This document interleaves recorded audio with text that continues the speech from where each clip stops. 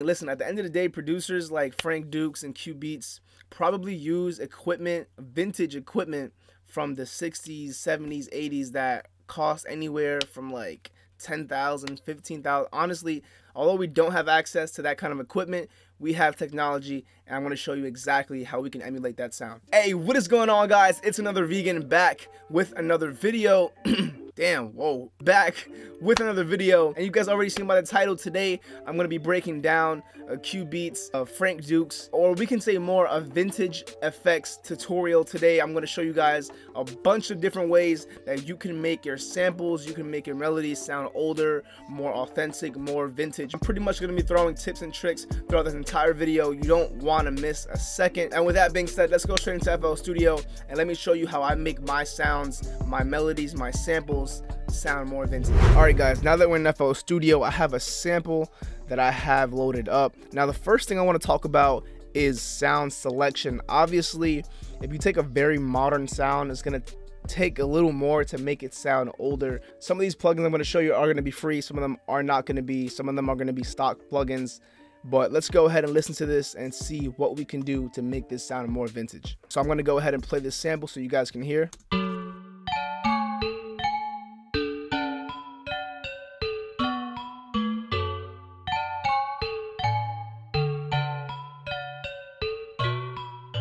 Alright, so now the first thing I want to go over is a very simple thing that you can do. I feel like it makes a big difference when you pitch your samples, particularly down. I feel like it sounds better than up. I'm not 100% sure. I'm pretty sure it has to do with like the stretching of the sample. Listen, I'm not an audio engineer. Let's go ahead and pitch this down 300 cents and see what it sounds like.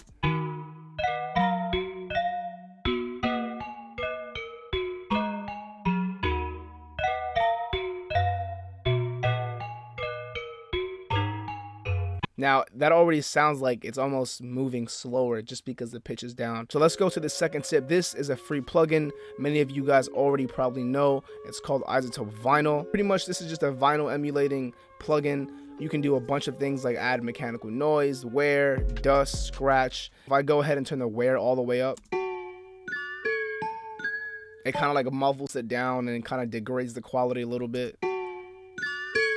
So pretty much playing with, you know, a combination of these things can really give your sample more of a, you know, vinyl, more of a vintage sound. Another thing you can do is you can go ahead and add on a regular parametric EQ and cut out some of that high end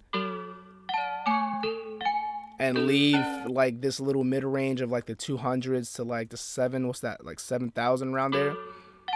It kind of makes it sound like it's coming out of like an old radio almost. It automatically makes it sound older. Now you don't want to do that to all of your sounds because you do want some dynamic range when it comes to frequency. But just for some parts of your melody, you can go ahead and add this kind of filter with a parametric EQ and make your sound, like I said, sound older. Alright guys, so the third plugin effect that I want to go over is RC Retro Color. Now this is not a free one. This is honestly one of the best tape emulators. You can pretty much do the same things with free plugins, but this pretty much just takes all those effects and kind of puts it into one place for you.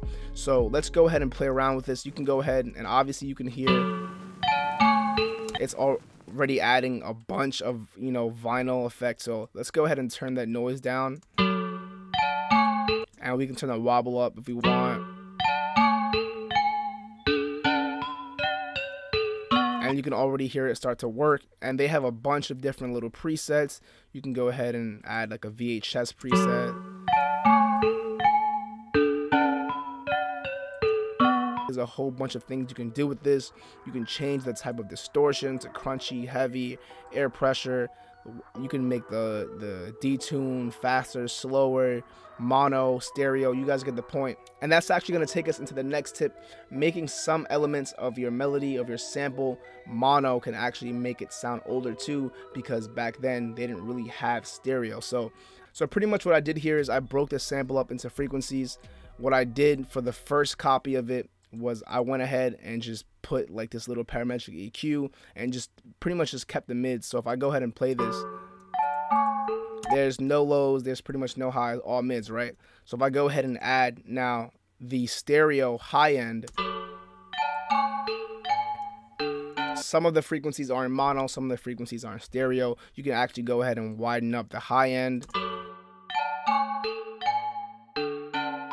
and do things like that. You can do a lot of interesting different things, but to sum up that last tip, making some parts of your melody mono will also make it sound older. So let's go ahead and let's go for something that I feel like I don't see a lot of people using, which is hardcore. So we can go ahead and change the preset like a vintage tremolo, right?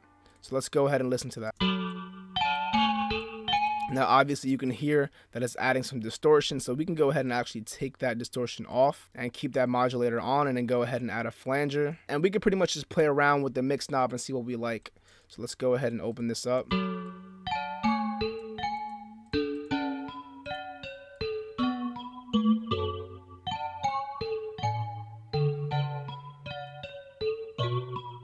Pretty much just giving you guys another option. You guys can go into the Fruity Flanger and play with a lot of these settings to get, like I said, that same little weird vintage kind of flanging detune effect. So we go ahead, obviously that's a little too much, let's go ahead and back it off, and we can go ahead and play with the depth, raise the depth a little bit.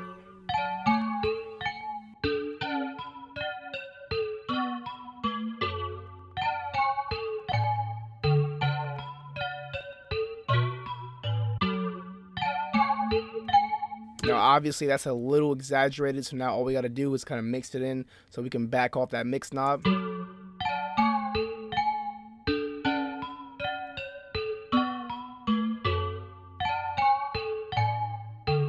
And the last tip slash plugin I want to show you guys is vintage reverbs such as Valhalla Vintage Verb. Now the reason why I feel like this is such a helpful and such a unique and also effective plugin is because this reverb is specifically designed to sound older, to emulate that old kind of vintage sound. Now yes, you can use the Fruity reverb, but this tends to have more of a metallic sound than Valhalla. So for example, let's go ahead and play with some of the presets. Why is this so big? Jesus, bro. All right, you know what, I'm just gonna go ahead and open up another version because that's ridiculous, bro.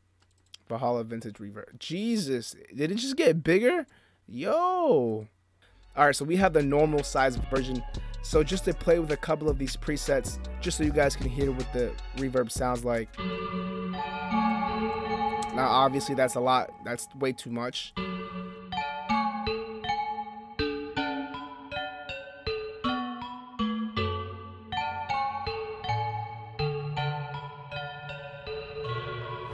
And that's pretty much it. There you have it. Those are your Cubeatz, your Frank Dukes, your Oz effects. That is the tutorial right there, guys. If you guys liked this video, if you guys found it helpful, if you guys found any tips that you're probably gonna use, drop a like, leave a comment, let me know if I missed anything. If you guys have any plugins, if you guys have any specific things that you do to your sound, to your melody, to make them sound older that I missed, let me know down in the comments below. If you guys haven't already subscribed, go ahead and click that red button down below. What the hell are you waiting for? Follow me on social media, AnotherVGN, across all platforms. Thank you guys for watching, and I'll see y'all next time. Bye.